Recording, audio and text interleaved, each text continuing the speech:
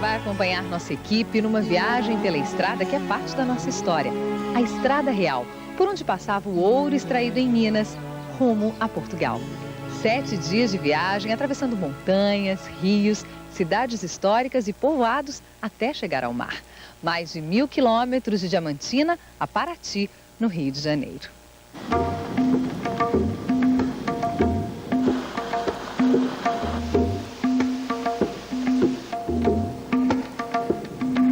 Uma estrada que nos ajuda a contar a história de Minas Gerais. Caminho que cruza o estado e toma 2 rumos. Um atravessa São Paulo até Paraty, no Rio de Janeiro, o chamado Caminho Velho, que nós vamos seguir nesta viagem. O outro segue direto para a então capital da colônia, Rio de Janeiro. Estradas que levaram as riquezas de Minas.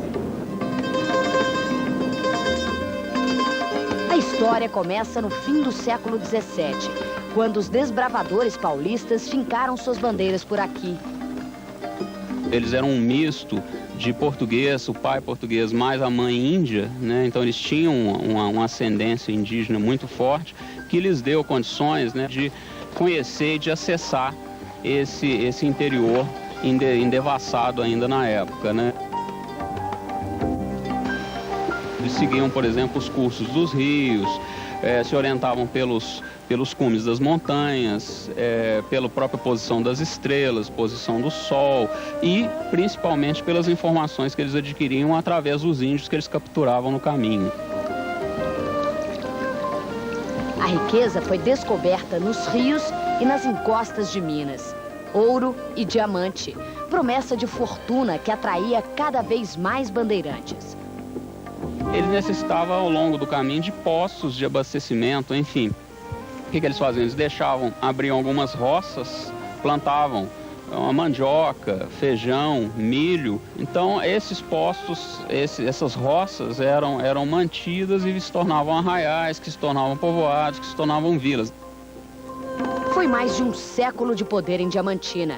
O patrimônio da cidade retrata a importância do antigo Arraial do Tijuco. A nossa expedição pelo Caminho Velho começa aqui em Diamantina.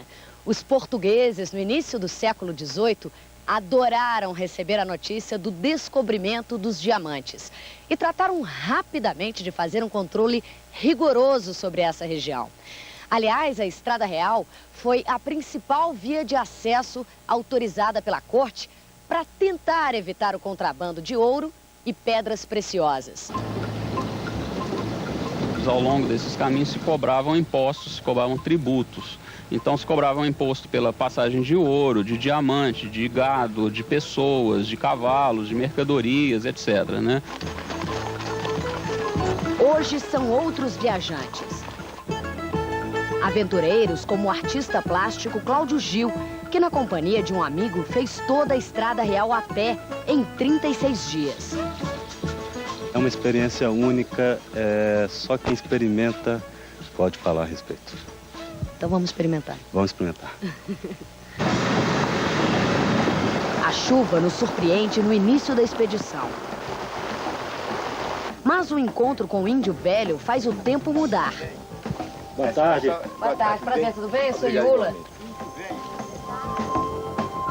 Ele é um garimpeiro, vive nesta casa simples de barro e ainda tem a esperança de encontrar ouro na região. Até hoje não achou um só quilate. Se tivesse, minha filha, eu estava lavando o bicho. Índio Velho se emociona com a visita.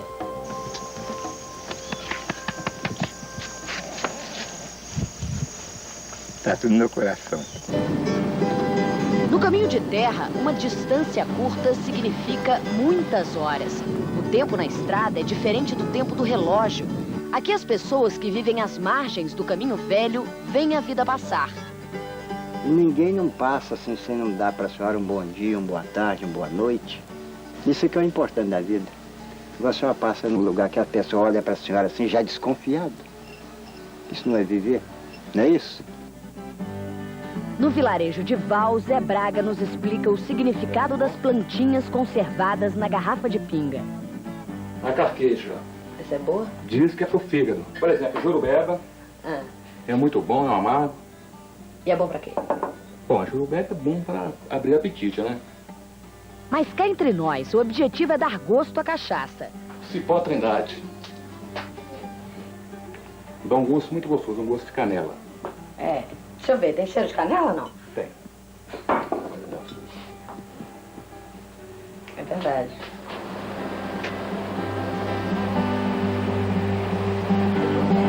Esse aqui é o rio Jequitinhonha, que está com nível baixíssimo agora em abril. Na época da cheia, das chuvas, a água costuma passar ali naquela pedra. Ainda dá para ver a marca de onde a água costuma passar.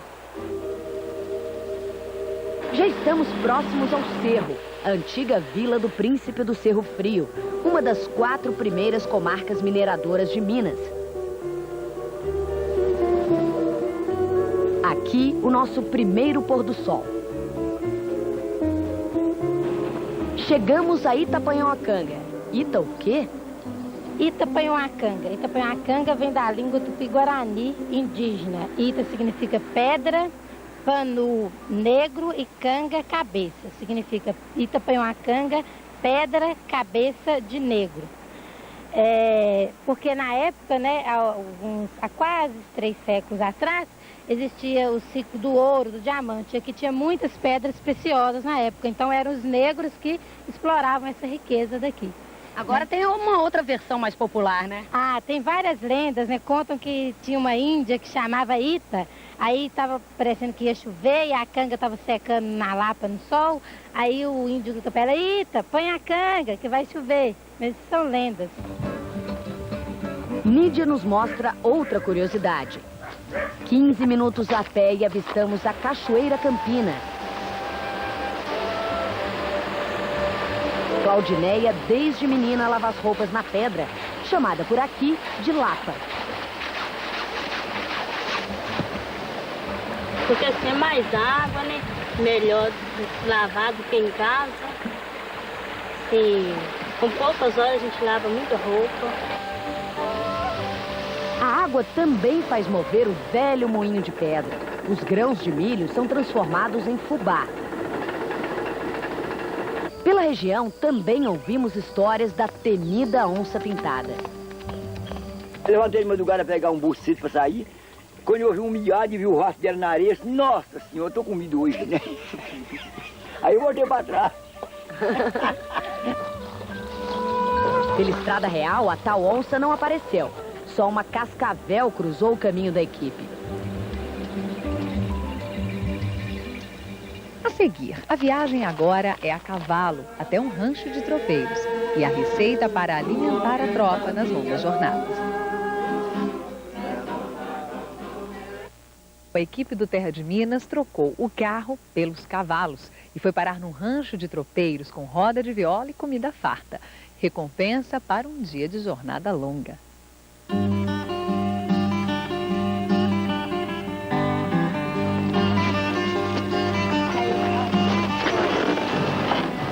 A gente está deixando Itapanhoacanga, a gente vai voltar à estrada real. Dessa vez, a cavalo. Ô, Newton, a gente vai pegar qual caminho? Pegar o caminho da escadinha do Tapera. Promete lá, hein? A paisagem muito bonita lá. 8 quilômetros de belas paisagens. A parada é só para comer. Queijo fresco com pinga. Quem vem agora fazendo caminho da estrada real e não toma uma pinga, não fez a estrada real direito. Não passou no caminho completo. Tem que provar uma. Costume incorporado pelos cavaleiros desde a época em que os tropeiros percorriam esses caminhos. Seu Eli fala em tom de nostalgia. Andava aí 10 léguas no dia a pé, acompanhando tropa. Mas era um tempo gostoso, que eu tenho saudade. Viu? Tem. Tem. O que o senhor sente saudade dessa época? Tenho saudade porque era um tempo mais animado, parece que tinha mais união. Era um tempo mais... A gente... Parece que tinha mais tranquilidade, mais fartura. E não é o único a sentir saudades. Ao lado da fogueira, ao som da viola.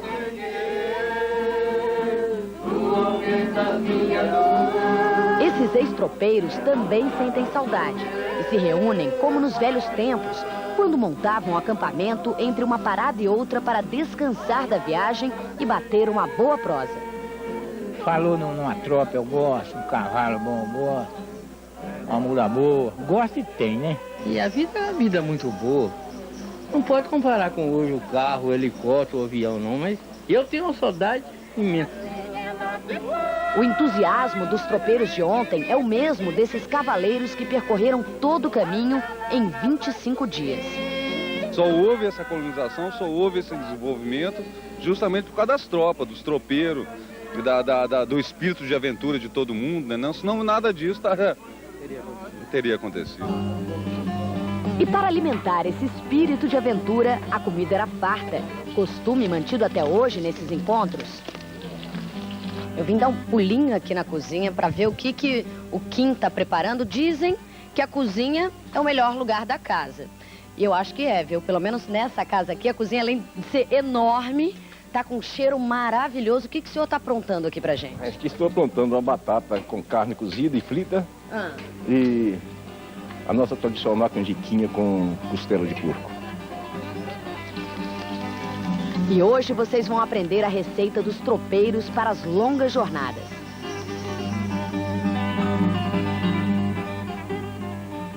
Vou ensinar vocês a fazer essa carne de panela, que é a carne de manteiga. A carne que a gente faz, guarda na gordura por muitos dias e conserva. São postas de pernil, lombo, carne de porco. Os tropeiros levavam para as viagens essa carne, feijão e farinha. Abre a carne, acompanha os cortes dela, abrindo como eu já fiz aqui, ó.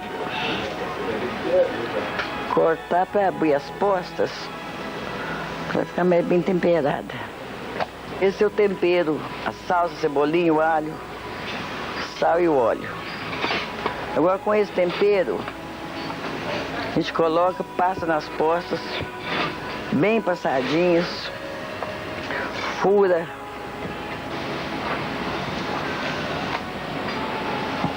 O ideal é temperar, igual agora, estou temperando.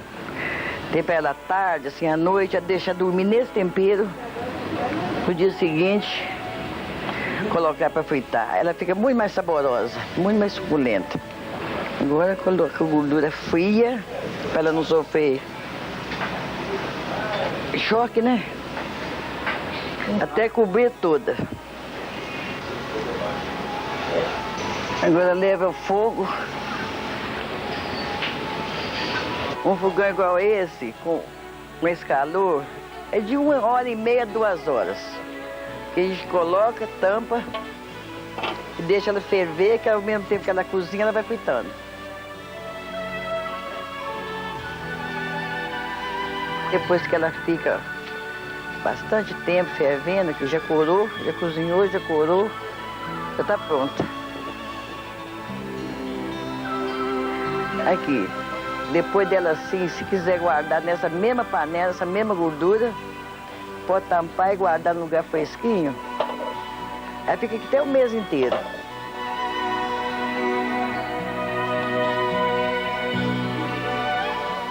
A seguir, patrimônio histórico e curiosidades às margens da Estrada Real. E na reta final, a cidade fluminense que parece mineira. E finalmente o mar. Atravessa a região que foi a mais rica em ouro e segue rumo a Paraty, no estado do Rio de Janeiro, onde as riquezas de Minas eram embarcadas para a Europa. É um longo percurso na Estrada Real.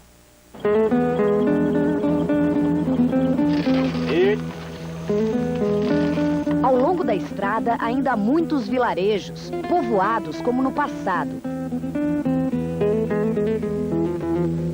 Chegamos a Córregos, é um distrito de Conceição do Mato Dentro. Aqui tem essa atmosfera bucólica, as casinhas estão preservadas até hoje. E a principal rua daqui chama-se Rua da Paz. Conceição do Mato Dentro. Estamos próximos a Morro do Pilar. Em 1701, o bandeirantes Gaspar Soares descobriu o ouro aqui em Morro do Pilar. As minas ainda podem ser visitadas aqui no alto da cidade. Mas aqui a exploração do ouro durou pouco, cerca de 40 anos, depois que 18 escravos morreram soterrados num desmoronamento. Na cidade estão as ruínas de 1813 da primeira casa de fundição do Brasil. Seguimos então pelo Rastro do Ouro, até Bom Jesus do Amparo, padroeiro da matriz de 1814, que ainda guarda a imagem vinda de Portugal de Cristo aos 12 anos de idade. Pela estrada de eucaliptos chegamos a Cocais, distrito de Barão de Cocais. Esse senhor de 84 anos nos leva até um tesouro milenar. A Pedra Pintada, em Cocais, fica dentro de uma propriedade particular, mas é aberta à visitação. E a pedra recebe esse nome por causa das inscrições rupestres. Não há exatamente uma data desses desenhos, mas uma plaquinha aqui na entrada indica que esses desenhos foram feitos em 6000 a.C. A caça e o caçador representados na pedra, o veado.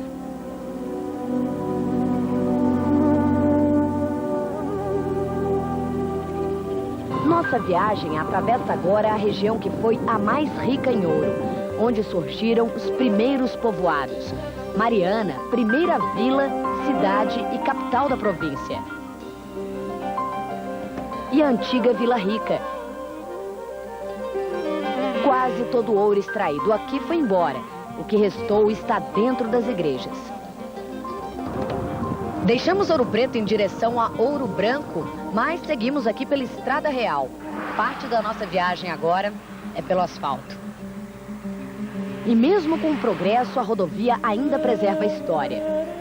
À frente, o asfalto. E aqui, a ponte ainda de pé, construída no século XVIII, na época da exploração do ouro. E essa ponte se chama Ponte da Caveira, não é isso? Tem uma lenda que contam daqui. O que aconteceu? Dizem que tropeiros tinham saltado, estavam carregando ouro, muito ouro, e ao passar pelo rio, o rio transbordou e todos morreram. E aí passou a chamar Ponte da Caveira. As próximas cidades também são heranças do ciclo do ouro. São João del Rei e Tiradentes. Rumo ao sul do estado, às margens da Estrada Real, encontramos esse vilarejo, o antigo Quilombo. Por aqui só sobrou um muro de pedras erguido pelos escravos, escondido entre as bananeiras. Todos os habitantes são negros. Cerca de 300 vivem nas casas simples, como Doninha, de 82 anos, a moradora mais velha. Um diz o outro, a mais clara aqui é Nossa Senhora do Carmo. De volta à estrada, caminho interrompido pela água, em Caquende. A Estrada Real continua agora na outra margem da represa de Camargos. A nossa travessia é de balsa para chegar à Capela do Saco. A buzina serve como campainha para chamar a balsa. O leme está nas mãos de seu Francisco. O senhor é meio marinheiro, meio tratorista? É, meio marinheiro, meio tratorista. É fim de tarde, a segunda ordenha do dia. O vaqueiro toca o rebanho para o curral. Leite tirado na hora. Na fazenda conhecemos Dona Lígia e a história do jumento pega. Uma raça desenvolvida em Minas, resultado do cruzamento de jumentos e éguas. A criadora explica o porquê dos tropeiros terem escolhido esse animal para fazer as longas viagens pela Estrada Real. É um animal muito resistente, né? Um animal apto para o trabalho, qualquer tipo de trabalho. É muito inteligente também, te dá muita segurança, porque ele sabe exatamente onde ele pisa. No fim do dia, o pôr do sol.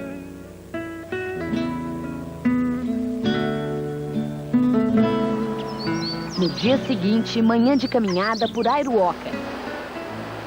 Esta vertente que nós estamos agora era um caminho que os contrabandistas faziam para sair fora do fisco que tinha em Caxambu. Então, eles passavam aqui por Aiuroca, Serranos. É um caminho que eu acho belíssimo. Então a Estrada Real não é só uma estrada, são várias estradas reais que vão norteando esse caminho todo de Diamantina, Paraty, esse caminho velho, e sempre trazendo possibilidades, histórias diferentes. A Iruoca é abençoada pelas águas. Essa é a cachoeira Deus me livre. As pessoas contam que a queda levou esse nome porque a cachoeira ficava muito longe da cidade e as pessoas, para chegar até aqui, diziam: Deus me livre, vou ter que caminhar muito para conhecer esse lugar. Essa é só uma história diante de tantas outras lendas que temos ouvido nessa estrada real. Depois de 1000 quilômetros na estrada real, chegamos ao estado de São Paulo. Aqui os viajantes param para rezar e pedir proteção a Nossa Senhora. Depois de 6 dias de viagem, a equipe do Terra de Minas chega a Paraty. Estamos entrando num sítio ecológico e histórico e são 2,5 km de caminhada pela mata até chegarmos à Casa do Registro, a última parada das tropas antes de embarcar a riqueza de Minas Gerais a Portugal. O caminho calçado pelos escravos está preservado. As pedras encaixadas numa engenharia perfeita para o escoamento da água das chuvas. A trilha, segundo a lenda, foi saqueada por ladrões que estavam de olho no ouro das Gerais. As tropas passavam aqui, eram tropas de 300, 400 burros. E ele ficava perto do abismo, na hora que a tropa estivesse passando, terminando, ele empurrava os últimos burros com ouro, para ir depois lá embaixo no abismo pegar aquele ouro. E muitas riquezas foram encontradas aqui. O peso de chumbo aferido em 1808, moedas e louças. A viagem pela Estrada Real de Diamantina até a Baía de Paraty levava 90 dias. E aqui de cima da Serra da Bocaina, as tropas podiam, enfim, avistar o mar. Paraty era então, nos séculos 17 e 18, uma vila movimentadíssima. Paraty, no início do século XVIII, ele é exatamente o segredo de Estado português, do governo português. O governo português tirou Paraty das rotas de navegação dos mapas náuticos, exatamente para evitar o ataque de piratas. E o interessante são, no início do século XVIII, a construção de 7 fortificações ao longo da Baía de Paraty. Da Baía de Paraty embarcavam as riquezas de Minas Gerais, o ouro, os diamantes, as pedras preciosas, rumo a Portugal. E a corte trazia de volta as especiarias da Europa e os escravos, que seguiam pela Estrada Real. Esse é o fim, ou quem sabe, o início da nossa história.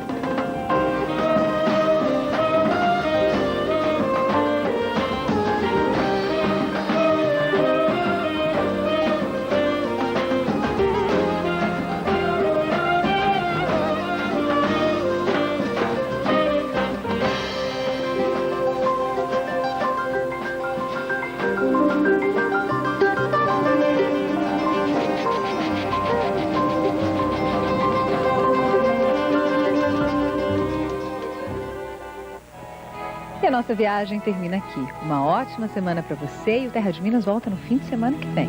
Até lá.